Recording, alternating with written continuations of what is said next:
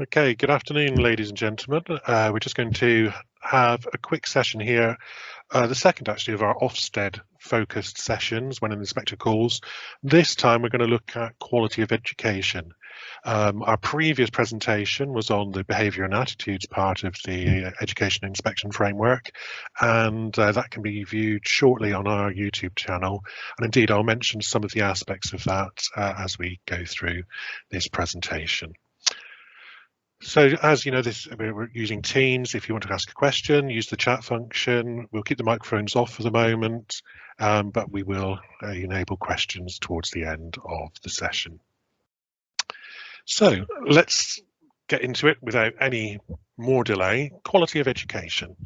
And just to remind people that when the change was made to the education inspection framework, quality of education came with three sort of phases: an opportunity to state your intent of how you were going to teach and what you were going to teach and why you were going to teach it, the actual hows of how you were going to teach that, what you were going to put in place to support your teachers and to support the pupils, and then the third phase of actually measuring what you were doing and looking at the improvements made across the curriculum, so the impact.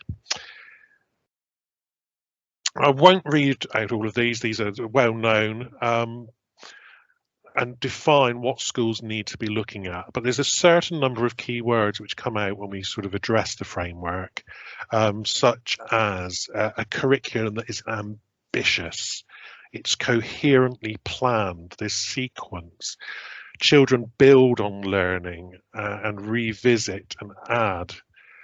There's also a focus on those children with special educational needs or disabilities. And recently, in the last October addendums to the inspection framework, all of this can be looked at in remote learning as well as in on-site learning.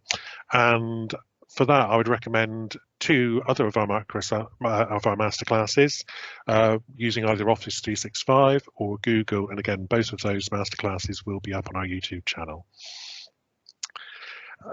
In terms of the implementation, we're looking again, you can see already some of those phrases are coming back on there. We've got clear presentation of subject matter, checking of understanding, good use of assessment to reinforce learning and to understand where children are in their education path, and also not creating unnecessary burdens on members of staff, and having an environment that allows learners to focus on learning. There was also a focus on reading in the framework, and that's something which has definitely been picked up on post the various lockdowns. That due to the disruption in schools, pupils' reading is on average a step further behind than it would expect to be at this stage in their career. And that's virtually across the whole of the primary sector, less evident in the secondary sector, where reading is not such an explicit subject. And finally, the impact, again, we're looking at how we can see our planning, our teaching. Are we having the impact on improving the knowledge of our learners, and are learners ready for the next stage of their educational journey, whether it's going on to do A-levels, whether it's going on to university, or preparing them for other qualifications which will help them in the real world. There's a lot more text around all of these subjects, but if we actually just take that out and pop those into a word cloud and look at the frequency with which those words are current, we can begin to see several areas where we might want to think of how we can exploit our MIS to bring out and show, maybe not directly to Ofsted, but at least to people in the school, that we are looking at how we plan. We've got the intent, we've got the implementation, and we've got the impact of what's going on. So without further ado, let's actually look at the first of those, which is the curriculum. So lots of phrases about how you plan, how you sequence, how you make sure you, pupils and students revisit parts of the curriculum. And There are several questions which Ofsted inspectors might want to ask, and we've sort of had a conversation with a current Ofsted inspector. He's formulated some of the questions around which we've got on the screen there, and which we might want to be able to answer.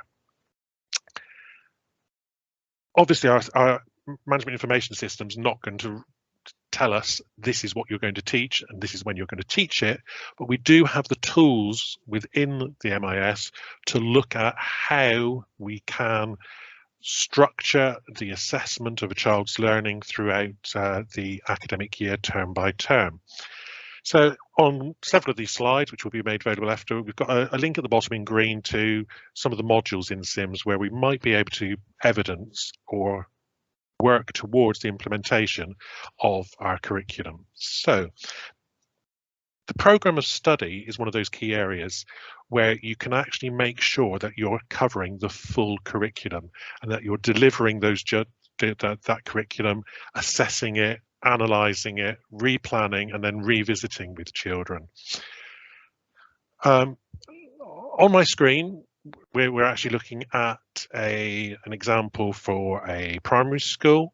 We're looking at making sure that the Year 2 curriculum's being covered, and within SIMS there is a full national curriculum set out with all the threads for the maths curriculum, the English curriculum, the reading, the writing, but also each individual element, so that we can actually look at where the children are.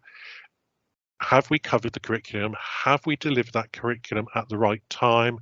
Have we revisited, and have children made progress so that they're not just memorizing facts, but they're working on mathematical concepts which they revisit, recall, and then can reuse in different circumstances. So we might have a screen where we've looked at addition and subtraction in Year 2, and we would go back and revisit it to pull out that data a second time.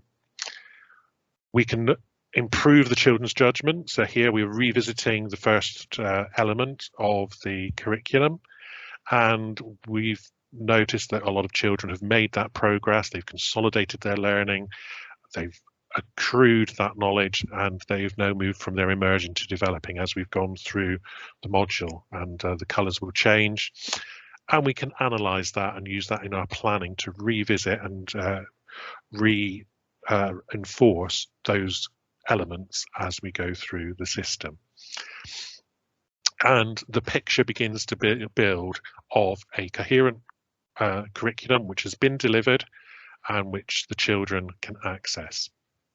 Now, that applies to other areas as well. So although we can look at the national curriculum subjects, we can actually have our curriculum in the programme of study for our GCSE topics. And if you're looking at your first run through of assessing the relationships, health and sex education modules, there are free resources available from ESS SIMS to support the teaching of the RHSE curriculum. So it's a way in which you can both demonstrate a coherent curriculum with planning, with certain modules to be assessed at different times. So the various Ys at the top will enable you to know that this is something which you need to assess or reassess in the spring term. And it also works to support topic-based learning. So if we have a topic, let's take an old one such as the Romans, and we've incorporated elements of geography, of maths, of writing into that curriculum, we can plan a whole topic-based idea and access all the various elements we want to assess on one screen. So I've talked about assessment and the programs of study, which is a way of looking at that formative assessment of building up a bank of knowledge and recording that knowledge has been accrued by the children. There is also a huge element of assessment which will sit in SIMS to support the knowledge that the children have got on, and which will also allow us to look at the published outcomes. So we all know that Ofsted inspectors will not look at internal school data. They're not going to look at your system and say, well, have you given a certain number of children a 4E for a piece of work? But they're looking at what you draw from that data and how you use it to plan your curriculum and inform the curriculum and inform the teaching that's going on. They will look at the published outcomes which come from those. But where we know that the published outcomes are going to be assessed in a certain format, for example, Key Stage 4, we know that they're going to be looking at the number of good passes, the number of standard passes. Do you have English and Maths at GCSE? Are you covering a wide academic curriculum so that you are pulling things through the humanities, the science baskets, the maths and the English?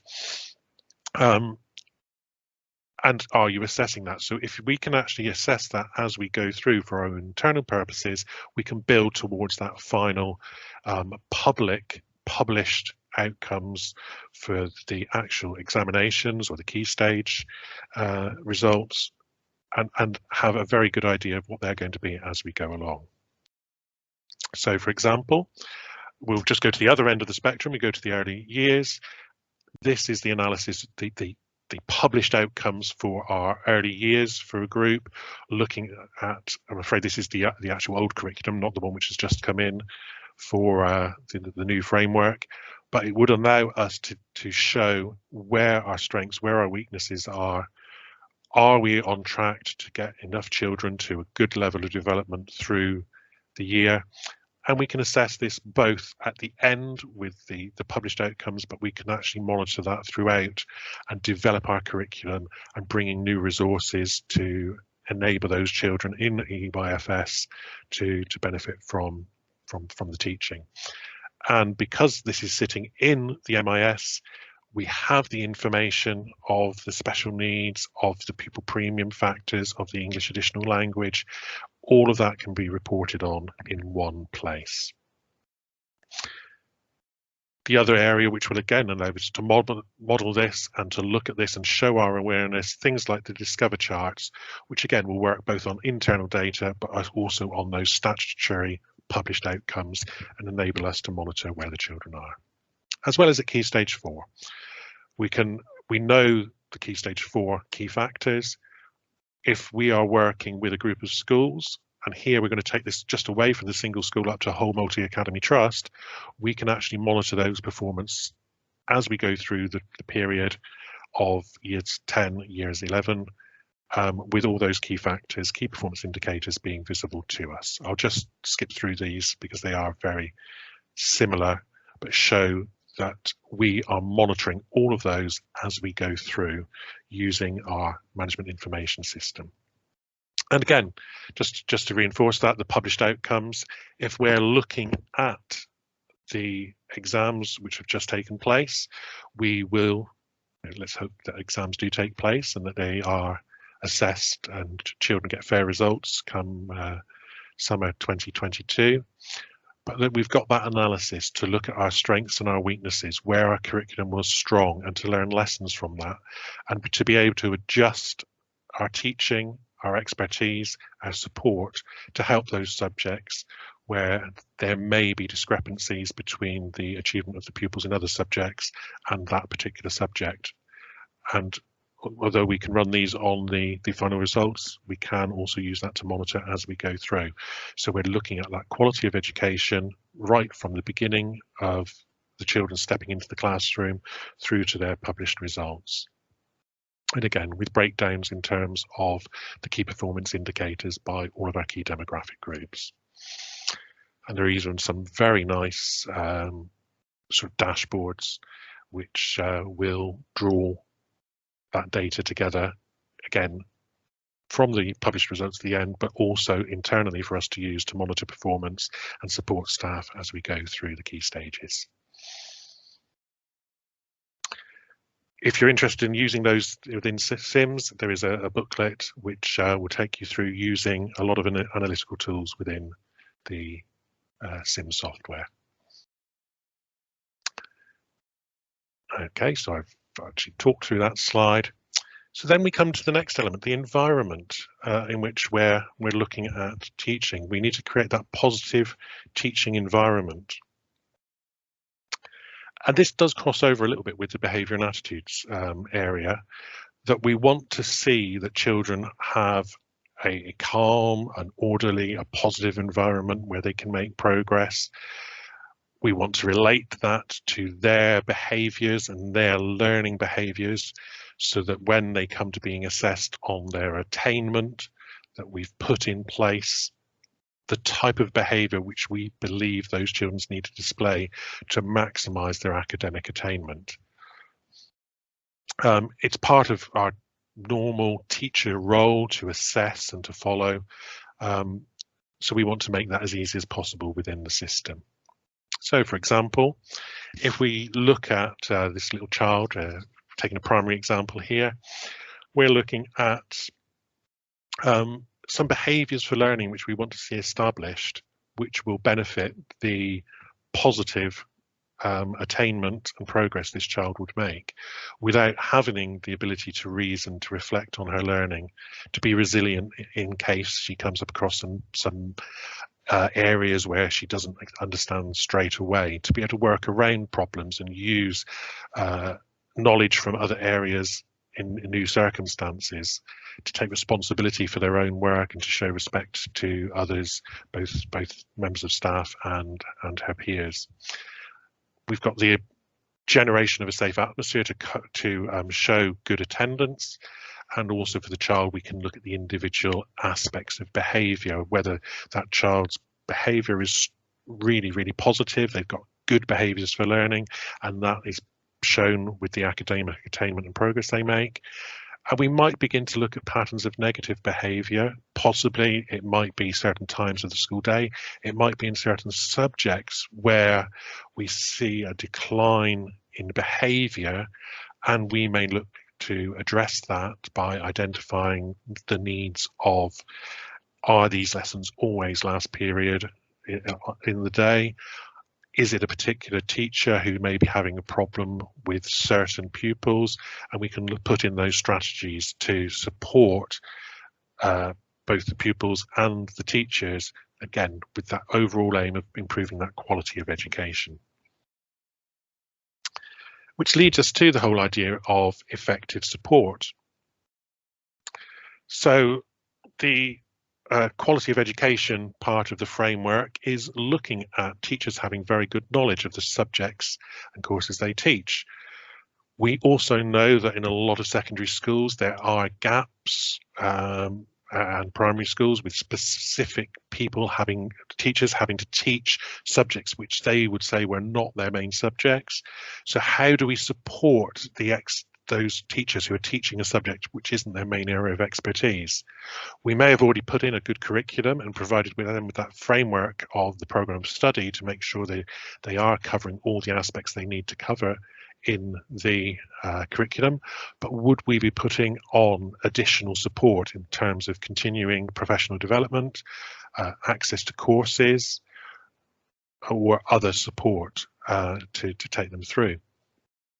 And we can monitor and make sure we've got a series of standards. And I'm just going to stop my presentation to switch to my Sims. Of course, in that time, my password has timed out, but I just wanted to take you through the staff performance module, just to show you. We just have a look at a member of staff. This is a module which is an extra. It's something which Sims will provide at a very small cost, called staff performance, but it allows us to show that level of support and continued professional development for our staff. In fact, there's a whole section which is added to the personnel record to enable us to put in place the effective support that we might be providing in the school, whether it's mentoring or peer observations, or it might be some courses they've taken. We can actually show and evidence that we're supporting our staff and enabling them to grow professionally so that they can deliver the high level of education which we expect in our school. So we can record those, make sure that's built up in their record. But we also have a whole place to record our appraisals if we so wish. So taking the theme there, we've identified a possible weakness in an area of the curriculum or with a couple of members of staff. We can set them certain objectives which they need to achieved during this academic period. It may be that we set some school objectives, which might be common to all of our teachers across all of the subjects and all of the age groups.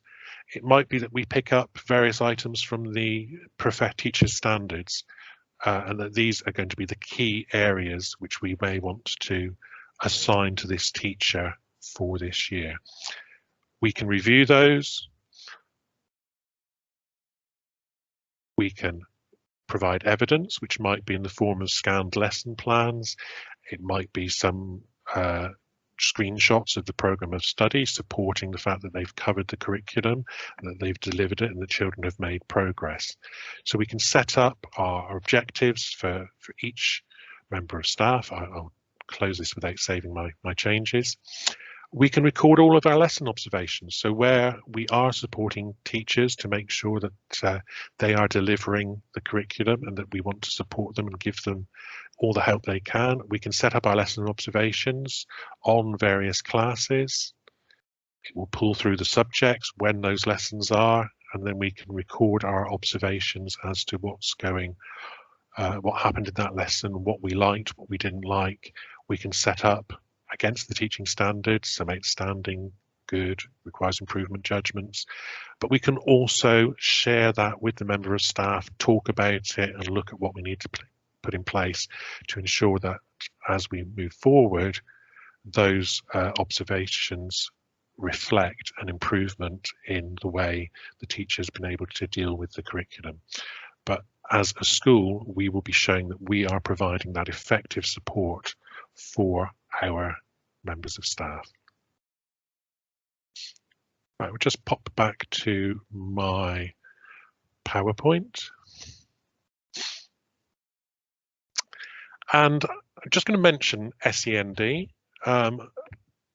All of the areas which we've looked at so far, there is an extra emphasis on making sure that provision is there for our pupils with special needs and disabilities, that we can monitor those and make sure that the curriculum, if it needs to be modified, is modified effectively for those children. We can support those children by providing extra one-to-one tutoring, extra interventions. And I won't take it any further because we do have another video on using the SEND module in Sims. Again, that's available on our YouTube channel. And we do have an upcoming Closing the Gap masterclass where we will be looking in more depth at the various tools in Sims which will help support you in recording your strategies on how to improve pupil attainment within the special educational needs module. So we don't have a poll today, so that's where we will finish this masterclass for the moment. If you want any further information, please contact your Scomis account manager. If you don't know who they are, you can ring our normal helpline and ask for an account meeting where someone is very happy to come out and talk to you and address your issues and your concerns. You can use the My Scomis portal to record that online. You can go to our website and look at our various case studies of how we've worked with schools and helped them to improve in the areas which they felt challenged and where we've been able to support them. And you can also contact me and I will pass you on to one of my colleagues if they are the best people to deal with you. Thank you very much, and we will end the recording there.